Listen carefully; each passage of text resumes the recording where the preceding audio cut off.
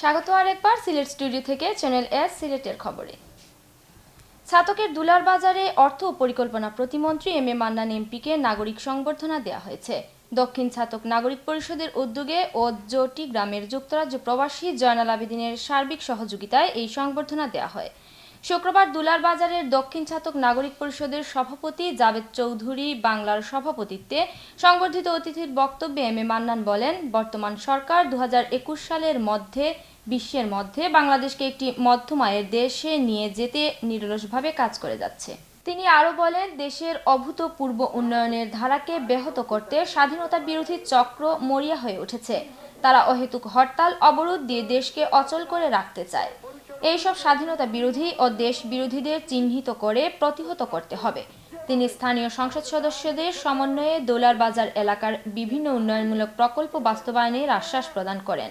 সাবেক ছাত্রনেতা এটিএম কয়েসের পরিচালনায় অনুষ্ঠানে বিশেষ অতিথি হিসেবে বক্তব্য রাখেন ব্রিজ একাডেমির চেয়ারম্যান যুক্তরাজ্য প্রবাসী আইয়ুব করম আলী, ছাতক মুক্তিযোদ্ধা সংসদ কমান্ডার আনোয়ার রহমান তুতামিয়া, অনুষ্ঠানের উদ্যোক্তা যুক্তরাজ্য প্রবাসী জয়নাল আবেদিন, শাহজালাল কলেজের অধ্যক্ষ এম এ মতিন, যুক্তরাজ্য ছাত্রলীগের সভাপতি তামিম আহমদ অমি, ক্যাপ ফাউন্ডেশন ইউকের বাংলাদেশের প্রধান আব্দুস শহীদ মুহিত ও তুফাইল আহমদ আনা।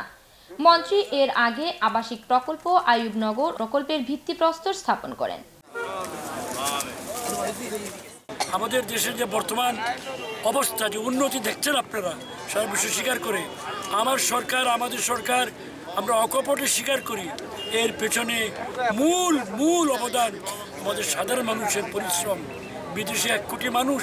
গণপ্রজাতন্ত্রী বাংলাদেশ সরকারের মাননীয় অর্থ পরিকল্পনা প্রতিমন্ত্রীর কাছে আমাদের প্রাণের দাবি, দক্ষিণ ছাতক থানা বাস্তবায়নের লক্ষ্যে যেন আমরা সকলে কাজ করতে পারি। একজন প্রবাসী হিসাবে আমি বলবো যে দক্ষিণ ছাতক থানা যেন আজও বাস্তবায়ন হয়। বিশ্বনাথের দেওকলস ইউনিয়নের ভাটিখালে ব্রিজ নির্মাণ কাজের ভিত্তিপ্রস্তর স্থাপন করা হয়েছে। প্রায় 19 লাখ টাকা ব্যয়ে এই ব্রিজ নির্মাণ কাজের ভিত্তিপ্রস্তর স্থাপন করা হয়। রোববার বিকেলে স্থানীয় কাহিরঘাট বাজারে এ উপলক্ষে আয়োজিত অনুষ্ঠানে প্রধান অতিথি ছিলেন সিলেট 2 আসনের সংসদ সদস্য ইয়াহিয়া চৌধুরী এহিয়া।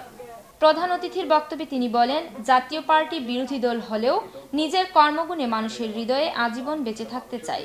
কারি ফয়জুর রহমানের সভাপতিত্বে ও জাপা নেতা আজাদ মিয়ার উপস্থাপনায় অনুষ্ঠানে বিশেষ অতিথির বক্তব্য রাখেন দেওকলস ইউনিয়নের সাবেক chairman Fakhrul Ahmed Mohsin, Deokalas high school and কলেজের অধ্যক্ষ আব্দুল মুকিত, বিশিষ্ট মুরব্বী আব্দুল হাসিম তুলামিয়া ও যুক্তরাজ্য প্রবাসী গিয়াসউদ্দিন। অনুষ্ঠানে বিশেষ অতিথি ছিলেন বিশিষ্ট ব্যবসায়ী শহলাল রাজি চৌধুরী, জাতীয় পার্টির আহ্বায়ক হাজি শিতাব আলী, যুগ্ম আহ্বায়ক রফিকুল আলম লালু, সুমন আহমদ সুমন, ফিরোজ আলী। অনুষ্ঠানের শুরুতে মানপত্র পাঠ করেন মাওলানা সাইদুল ইসলাম ও স্বাগত বক্তব্য রাখেন মাওলানা আবু সফিয়ান মোহাম্মদ লুৎফুর রহমান। গোয়াইনঘাটে শামসুর রহমান ফাউন্ডেশনের উদ্যোগে সেলাই মেশিন, চেয়ার ও খাদ্য সামগ্রী বিতরণ করা হয়েছে। যে কোনো দুর্যোগে তাদের সহযোগিতার হাত প্রসারিত করা, শিক্ষার্থীদের মধ্যে বৃত্তি, ত্রাণ সামগ্রী বিতরণ ও এলাকার আর্থ-সামাজিক উন্নয়নে শামসুর রহমান ফাউন্ডেশনের এই অবদানের জন্য সাধুবাদ জানিয়েছেন সুধী মহল। বিস্তারিত বেলাল আহমদের রিপোর্টে। দীর্ঘ 1.5 যুগ ধরে শিক্ষার্থীদের মধ্যে বৃত্তি বিতরণ, দরিদ্র মেয়েদেরকে সেলাই মেশিন, অসহায় মানুষের মাঝে খাদ্য সামগ্রী বিতরণ করে আসছে শামসুর রহমান ফাউন্ডেশন। এরই ধারাবাহিকতায় গোয়াইনঘাটের বঙ্গবীরে এক অনুষ্ঠানের মধ্য দিয়ে 7 জন প্রশিক্ষিত মহিলার মধ্যে 7টি সেলাই মেশিন, গোয়াইনঘাট উচ্চ বিদ্যালয়কে 10টি চেয়ার এবং 2 শতাধিক গরিব দুস্থ মানুষের মধ্যে খাদ্য সামগ্রী বিতরণ করা হয়। এ সময় উপস্থিত সুধীজন জনকল্যাণে প্রবাসী সুফি সুহেল আহমেদের অবদানকে সাধুবাদ জানান। সুহেল ভাইয়ের যে সিম্পেথি, এটা সকলকে উদ্বুদ্ধ করার মতো।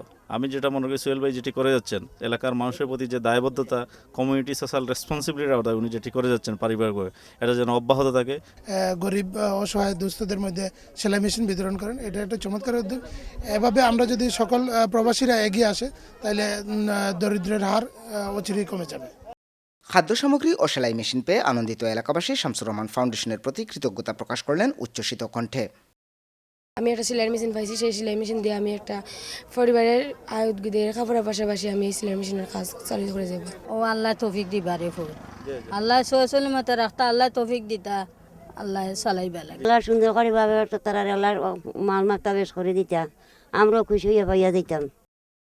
এ সময় শামসুর রহমান ফাউন্ডেশনের চেয়ারম্যান প্রবাসী সুফি সুহেল আহমেদ এলাকার আর্থসামাজিক উন্নয়নে তার এই প্রচেষ্টা অব্যাহত রাখার প্রত্যয় ব্যক্ত করেন। দরিদ্র জনগোষ্ঠীর মধ্যে সেলাই মেশিন ও ত্রাণ বিতরণ সবসময় করে যাচ্ছে। আপনাদের দোয়া এবং সহযোগিতা আমাদের প্রয়োজন। আগামীতেও ইনশাআল্লাহ আমরা এই প্রজেক্টটা অব্যাহত রাখব। ফাউন্ডেশনের সদস্য সচিব কলামিস্ট জিবলুর রহমানের পরিচালনায় বিতরণ অনুষ্ঠানে আরও উপস্থিত ছিলেন নাট্যকার আফজাল হোসেন, দৈনিক ভোরের কাগজের সিলেট প্রতিনিধি আব্দুল জব্বার, শিক্ষক শোয়েবুর রহমান ও Abdul Malik. Belal Ahmed, channel S news, Sylhet. সাংবাদিকরা লেখালেখির পাশাপাশি ক্রীড়াঙ্গনেও বিশেষ ভূমিকা রাখছেন বলে মন্তব্য করেছেন অ্যাডভোকেট আমাতুল কিবরিয়া কেয়া চৌধুরী এমপি। শুক্রবার বিকেলে দৈনিক উত্তর পূর্ব পত্রিকার খেলার মাঠে সাংবাদিক তালুকদার আনোয়ারুল ইসলাম পারভেজ প্রীতি ব্যাডমিন্টন টুর্নামেন্টের পুরস্কার বিতরণী অনুষ্ঠানে প্রধান অতিথির বক্তব্যে তিনি এসব কথা বলেন। সিলেট জেলা প্রেস ক্লাবের সভাপতি ও দৈনিক উত্তর পূর্ব পত্রিকার প্রধান সম্পাদক আজিজ আহমদ সেলিমের সভাপতিত্বে অনুষ্ঠানে স্বাগত বক্তব্য রাখেন পত্রিকার বার্তা সম্পাদক তাপস দাস পুরকায়স্থ। বিশেষ অতিথির বক্তব্য রাখেন সিলেট জেলা আওয়ামী লীগের যুগ্ম সম্পাদক ও জেলা ক্রীড়া সংস্থার সদস্য অ্যাডভোকেট নিজামুদ্দিন ও জগন্নাথপুর উপজেলা আওয়ামী লীগ নেতা আবুল কাশেম, দৈনিক উত্তর পূর্ব বার্তা সম্পাদক তাপস দাস পুরকায়স্থর সহধর্মিনী মাধুরী দাস পুরকায়স্থ, দৈনিক উত্তর পূর্ব পত্রিকার সহকারী বার্তা সম্পাদক নেহার রঞ্জন পুরকায়স্থর সঞ্চালনায় অন্যান্যের মধ্যে বক্তব্য রাখেন সিলেট সিটি কর্পোরেশনের প্রাক্তন নির্বাহী প্রকৌশলী মোহাম্মদ আব্দুল মালেক, উত্তর পূর্ব পত্রিকার সিনিয়র রিপোর্টার জায়জায়দিনের ব্যুরো প্রধান ও সিলেট জেলা প্রেস ক্লাবের দপ্তর সম্পাদক তালুকদার আনোয়ারুল ইসলাম পারভেজ। এর সঙ্গে শেষ করছি সিলেট স্টুডিও থেকে চ্যানেল এস সিলেটের খবর। সিলেট বিভাগের প্রত্যন্ত অঞ্চলের খবর জানতে চোখ রাখুন চ্যানেল এস এর পর্দায়। এতক্ষণ সঙ্গে থাকার জন্য ধন্যবাদ। আল্লাহ হাফিজ।